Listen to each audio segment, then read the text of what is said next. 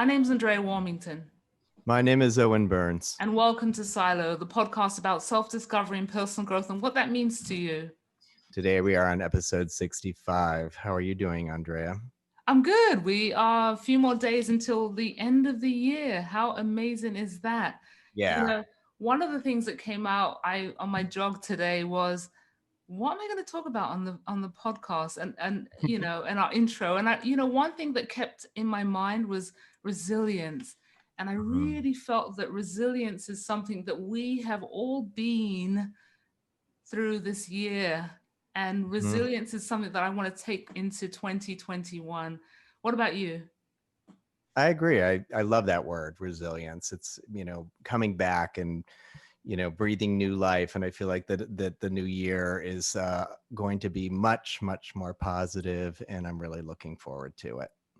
Yeah, I think I am too. And I think in terms of, I've been resilient, you've been resilient, we've all been resilient. Sometimes we take that for granted that we've come through this time. And I think that it's really important to acknowledge that and realize that we are going there. Yeah. So I think that we should just jump into, this is our last episode of 2020 and we've made it through it. And I think that's absolutely amazing. Resilience in emotional, physical, and psychological. So here we go. Yes. And today we have a guest, and her name is Rizzo. Yeah, we're excited. Hello. Hi, everybody. How are you? So happy to be here. Yeah, Rizzo, you Grammy Award winner, cabaret vocalist, comedian, singer, actress. Singer. So you've done everything. Do it all. Girl, you know it. I just want to be up on that stage, and I think we might. I'm so happy to be here, and I think you guys might have a little clip of me, so the people out there can get a little taste of what I offer. Let's show it.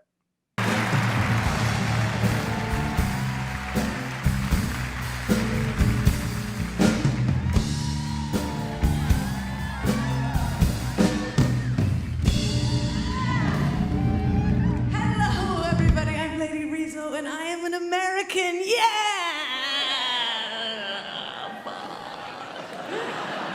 I'm on what I like to consider my apology tour. I just came from London and they're fucking professional apologizers. They're so very sorry, pardon me, beg of your pardon. It's like every exchange will somehow make up for colonization. But you, Australia, it takes you a good while to say you're sorry, doesn't it? There's no excuse, however, for the sebaceous cyst of a man currently occupying the White House / Mar-a-Lago. Every morning I wake up and I'm like, it must have been a dream, it was a dream. And then my next thought is, I need a drink. God, I love you. I'm falling for you, Melbourne. You're good. I have this strange feeling here. It's an uncomfortable feeling, but it's so delicious. It's a feeling like I'm not going to get shot. But I'm not here to trigger any more of your stress tics than you already have, darlings. I'm here to give you glittery love from a star-spangled diva. Would you like that?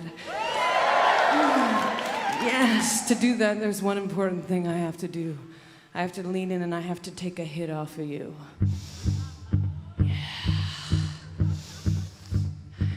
I can't do the hard drugs anymore, so I have to sniff the residuals off your bodies. You smell good, Melbourne, you smell good. You smell like a mixture of eucalyptus and footy shorts baked into a meat pie. It's good, I like it. I like you. Just a hit of you will make me fly and soar without a clue and dive into the great divide and not care if I come back black or blue. A hit of you, one taste of you. So that's a slice of the action. Of course, I haven't been performing that much lately at all. Right. So you're usually touring, so yeah. So take us on a little bit of a journey of your tour. What would you be doing? Pre-COVID, before this whole COVID. Yeah. Okay. Well. Touring. Oh, yeah. I mean, touring to Europe, the UK, perhaps Australia. Mhm. 2019, I was part of two amazing Cirque Cirque dinner theater shows where I was like the grand dame, presenting some of the finest clowns and acrobats from the world. And I had just come back to New York after a full year of those shows. And so it was good to be, performing 4 to 7 shows a week for almost a full year. And I was looking forward to some time off, but I didn't quite expect this much time off. I feel like I may have asked for it though. I'm sure there's some people who said, I think I caused this. I was just hoping for a break. My prayers were misconstrued. Yes. Now we all have this time off. Yeah, I didn't mean to ask for it for everybody. Right. But yes. Wires got crossed. I know, but do you feel that okay, the time off that you got an exceptional amount of time off, but you feel that you needed it and you feel that you reflected and, you're ready for the next thing? Yes, I think I was today I have moments where I'm really grateful to have this year to examine what I was putting my time and energy towards. I feel like this has been like a wedge in my brain, able to really see how much my FOMO mentality has gotten the best of me, in that I filled a lot of evenings with a lot of events. And even after I had a kid, I was almost desperate to prove that being a mother wouldn't make me less of a nightlife butterfly. Mm-hmm. And I was lucky enough to have a partner. Nicholas Raymond is my partner in love and life and domesticity and parenthood. He's the father of my child Tennyson, and he was much more of a homebody than I was. And so I was like, oh, whew, well, I can still go out a bit. But yeah, I think FOMO has really nobody's doing anything this year, so I've been really yeah, but I know that you had said, I read an article that you wrote that said prior to the pandemic that it was a struggle to be an indie musician and to get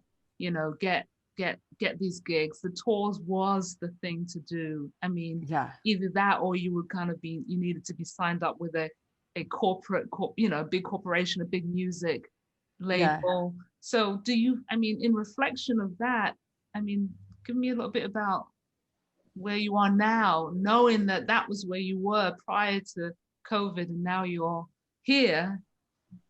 Yeah.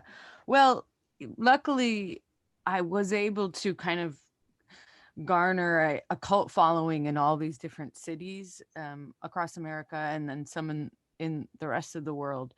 My performances are I would say there's a distinct flavor to my performances because I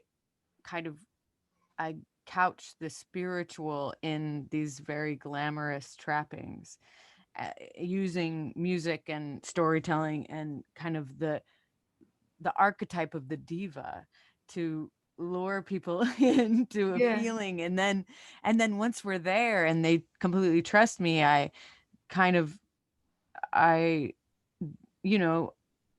give a deeper question, or I offer something that could potentially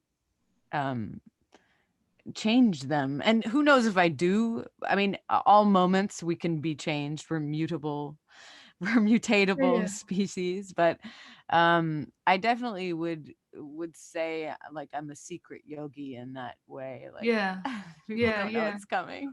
I know that you one of the things you wanted to do is empowerment. I mean, I see from you on stage, you have this energetic force that really empowers people and pick them up and put them in this place. So I feel that, and I think one of the things the COVID challenge do was to empower people through you and through what you gave to them. So I think that you did a good job in where you are, how you're doing it, you know? Yeah, well, I think the point about the gathering the cult following is that I do have people who are fans of my work, who care about my livelihood as an artist. Mm-hmm. And so I was able to kind of transition through this platform called Patreon, and offer different aspects of my work in ways that I had never really had either the time, the inclination, the deadlines to do. So I obviously am a writer. I write for my shows. I'm a storyteller. Mm-hmm. Just because it isn't published in tomes with stitched binding doesn't mean that I'm not a writer. But my identification as a performer was so strong that I felt barriers in really showing my writing in a way where you could read it off the page and experience it in that way. Mm-hmm. And so I have launched this Patreon, which is the version of like the patron, like the snooty woman in glasses who goes to the opera and she pays a bunch of the wealthy dowager, and goes to kind of making that a spread out system where you can pay $2, $10 a month, and get different things at each level to as a way into, number one, making sure that artists that you like survive, and number two, gaining what they're offering, you know. Mm-hmm. But how would you say, because Patreon is, okay, you've gone from stage, lights, energy, people, to now you're in front of a computer and you're performing. Now we're in COVID. How do you feel that has transformed you, inspired you, limited you? I feel like, yes, obstacles become opportunities, and making a podcast, as you and Owen know, has been a part of my growth here. I think that what my work is to take the struggles of being alive, this how to survive, how to thrive. That's what I think about every day. How to use my art as a way to translate the slings and arrows of outrageous fortune, as Shakespeare put it, but like the suffering we all experience, and how to use my art as a way of being a prism of exploring that, and seeing the universal in the personal, seeing the political in the personal, and sharing it. And also, just as a woman, saying, here I am, unapologetically sensual, being a mother, having so many dualities, being sexy, doing burlesque and cabaret while still being a mother, and at the same time it all. So can you tell us a little bit about the Patreon that you set up online? Yeah, so basically, the Patreon is a way for it's almost like a mini media company. Like, it's there's all these different things that I'm giving. So it's like, one is excerpts from this book I'm writing, Showgirl Tips for Survival, which you don't have to be a showgirl. Everybody's really a showgirl in a way, because we all drag up for our own version of life. Like, whether it's putting on a suit and tie to go to work, it's all form of drag. And right? Yes, absolutely. And so tips for survival, like, and what I've learned on tour, you know, a basic example of that is, you know, using the swimming goggles as a way to make your bathtubs bigger, so you can find a way to transition from the high stress and vibration of life into something that's a little bit more sacred and slow and relaxing. And so from that, little excerpts of a book, podcast, new music videos, which I'm releasing only on Patreon, and then couple months later, I'll release them to the regular world. And then just also access. I do certain tiers. I have like live stream artist circles where we all talk about where our creative projects are. And that goes up to, you know, eventually at one tier, you get to have dinner with me, you know, but that's a very high Amazing. Tell me a little bit more. I mean, baptized in glitter is the podcast that you started recently. Congratulations. Thank you. The angle that you're taking with that, can you give us a little bit of insight into that? Yeah, it's you know, I'm sure both you and Owen had moments where you've reflected on what are the things you're mourning most about losing this year, you know. And there's, for some people, and we can't get into the comparison of suffering, because some people it's meant that their livelihoods or their family. But I was thinking about what it is about socializing in that same moment of taking stock about what is important to me, where my values lie, where do my values lie around socializing. I had this clarity that the moments of socializing I'm missing most are these kind of artist salon glimpses in New York City, where I've had these kind of chance encounters with artists that I love to philosophize with, that I love to instantly quit the small talk and get into the deep discussions of survival and thrival and how we're doing it. And so my aim was to, and I've been so lucky to have a life that has exposed to me to so many incredible artists. My son and my partner, we have these touring lives where we are where we get to meet incredible writers, dancers, acrobats, visual artists, and so many are in my Rolodex. And so the idea is like that corner of a couch, red velvet cushion, and we're wearing something silky, we're drinking a beverage that makes us feel like it's something a little sparkly, a little luxurious. So I always have them drinking something. They don't have to be drinking alcohol, because, you know, if they're on the wagon, I don't want to mess with that, honey. But, you know, like maybe a special tea or kombucha, if that's in the cards. And I asked them to wear something just that is a little tactile, like, so that we can kind of, it's almost really just an excuse for at 4:00 me to have a drink.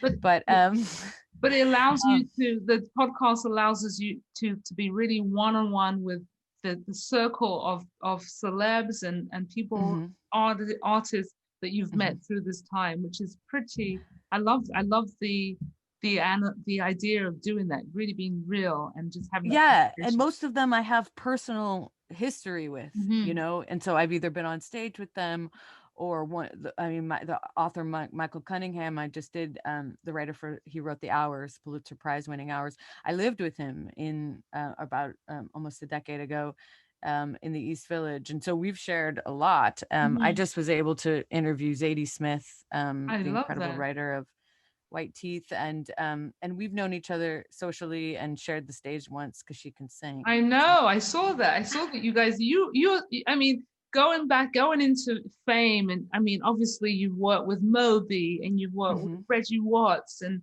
Yo-Yo Ma. I mean, how do you transition from the fame of being in that space to being where you are now? And do you kind of miss it? Do you feel that you want to kind of be in that space, or how? Yeah.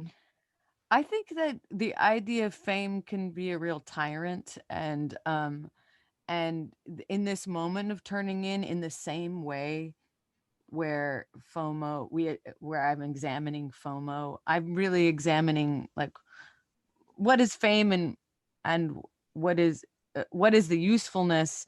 Really, I'm finding, obviously there's some use to get your messages on a larger platform, but if your goal is to really spread empowerment and spread justice and the ways of thinking of justice and advance you know, the causes of things like, you know, women's rights and the LGBT movement and Black Lives Matter. If those are the goals, then like what is the part of the ego that is focusing on fame?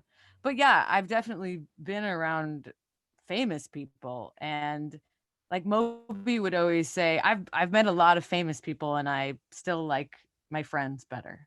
You know, like What was, people are people, what right? was that one story that you had mentioned earlier about the circling of sharks, Oh yeah, yeah.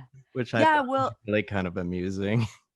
oh yeah, I think that one thing I realized, because I was younger then too, when I was recording for Moby, that when we would go to parties, there would be this energetic shift, and I'm very sensitive to energies, as we all are. But you know, as I think artists sometimes, especially performing artists, because we have to tap into that empathetic, um, uh, sympathetic response thing, Mhm. um, that that I could always feel this vibe around our conversations, and it was, I would call it, oh, the sharks have started swimming, the circling. And it wasn't that they were interrupting yet, they were looking for a moment that could possibly not seem super rude to interrupt, so that then they could say to Moby some tenuous connection they had with him, like, my brother's sister's fiance once met you in an elevator. And then there would be this awkward moment where Moby would have to be very, and he was very gracious and kind, and then as time passed, take a photo with them, because that was kind of on the edge of when everybody had phones or not. And then I thought I would, so that's the moment where I've thought to myself, perhaps I don't want that. Perhaps I don't want that um unmistakable celebrity, and it's better to be in this kind of nether region. But I've always felt like, ever since I was little, I wanted to be famous, I wanted to be big, larger than life, and I felt like I could do it, and I still think I could handle it. But there were moments like that where I think, what would I be giving up as far as that sort of relaxation in my own body, that I felt safe, that I felt relaxed, that I wasn't going to be um, attacked with energy when I didn't want it. Yeah, I don't know, it's a lot to think totally about. understandable. Yeah. Do you want to be famous, Owen? Is there any part of you that does? Oh, I always wanted to be famous when I was a kid. Absolutely. Yeah. You know, we Yeah. talked I about it mean, on the show in previous yeah. episodes.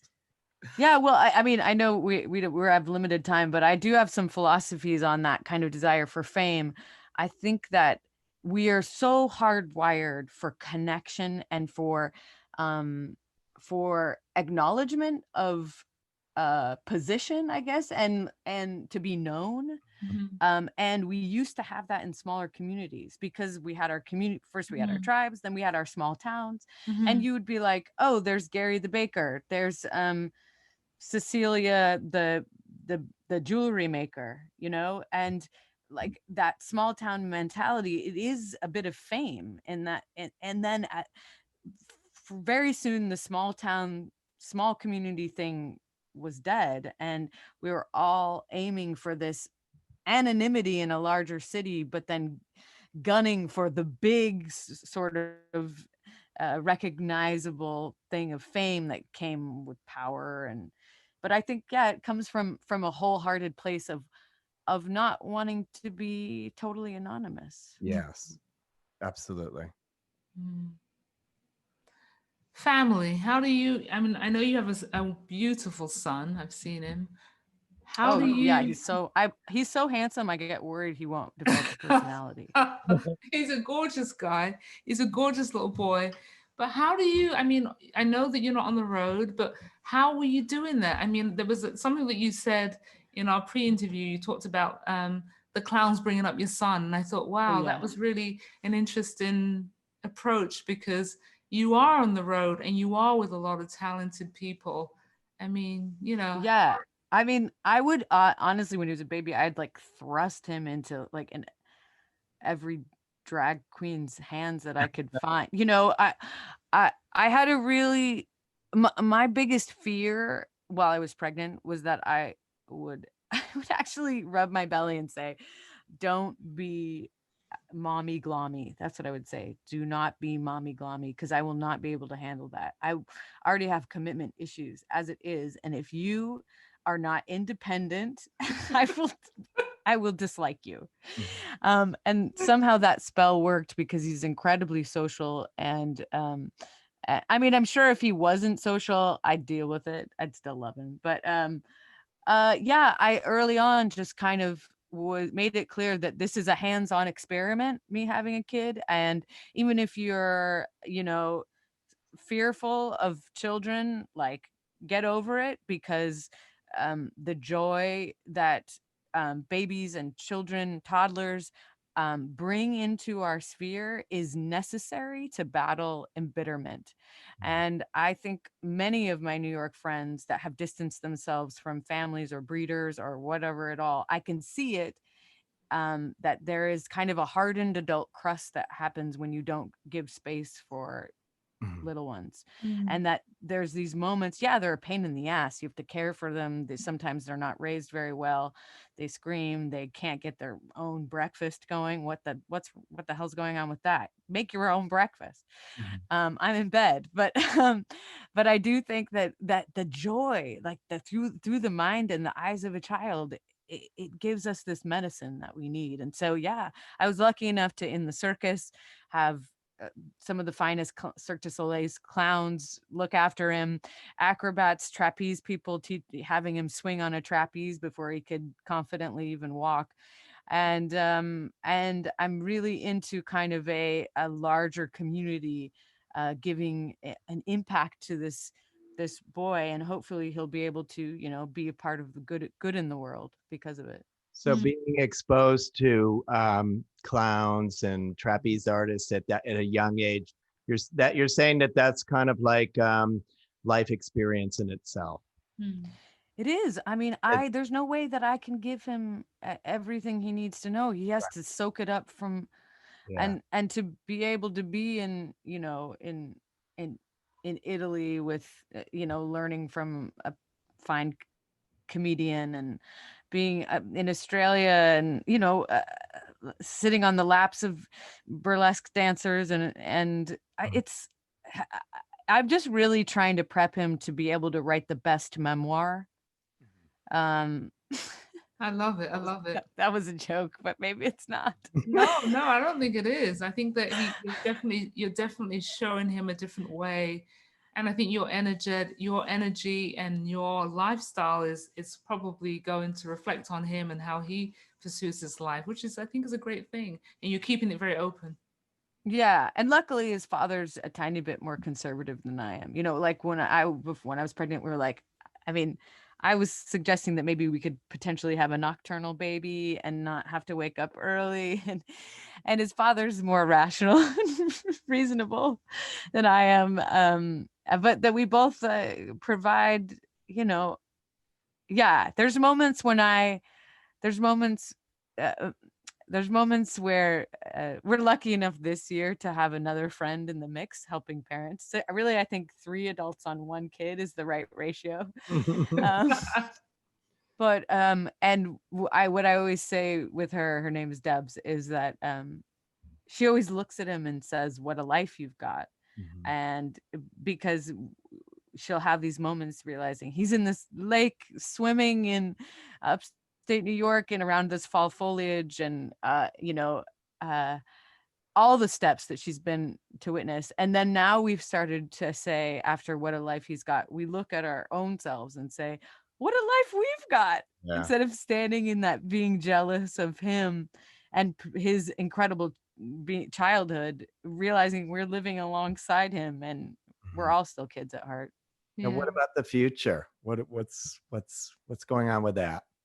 What about the future? Well, if this COVID variant doesn't get us, the future, I feel like I have to take it a little one step at a time right now. I do think that we'll get back to real life, but I think it will be a while before what I do, which is gathering people, bodies in space, so that we can smell, feel, like, so I can assume this role that I've been working at for very long, which is that kind of a almost like a sparkly preacher. I'm a cabaret nightclub singer, but then there's this other thing that we've missed in this secular time, which it's exciting not to have the dogma of a church ruling our lives, but we do miss this moment of sitting together in a congregation, feeling thoughts, feeling music together, swaying and potentially being moved together, that really connect us. And I'm sure that even if you're not an avid goer of live performance, you've missed that moment and seen that definitely adds something to our life. We cannot just experience each other in screens. And so that will never go away. I don't think that we're at fear of, because of this virus, losing it altogether, but we'll have to rethink how we do it. We'll just for a while rethink live performance, and include space in it. And it's a tough moment, but it'll all be back. New York City will not die. There's no way that New York City has been, revived from the grave. It's speaking of the theme of the show. Yeah. Fucking resilient. Resilient. New York City. Yeah. But one thing I want to come back to is the fact that the theme of the show today is resilience, and also it's about self-discovery and personal growth and just living into your dreams. I mean, this year has really put us into this space where we really are trying to see things on another level. We're actually forced to have to be in the space with our husband, wife, kids, and everyone for so many hours. But I think it seems like you've really been able to shift and learn things, and it seems like you're in a really good place right now. Would you say? I feel like I'm in a good place. I feel like I was so frightened of sitting down and reflecting and doing the work of writing, mainly because I had major FOMO and I didn't want to miss out on. I didn't want to say no to gigs. I didn't want to say no to parties. I didn't want to say no to most things. And there's a diligence, a discipline that is required to make larger moves in your life that may not feel automatically fun.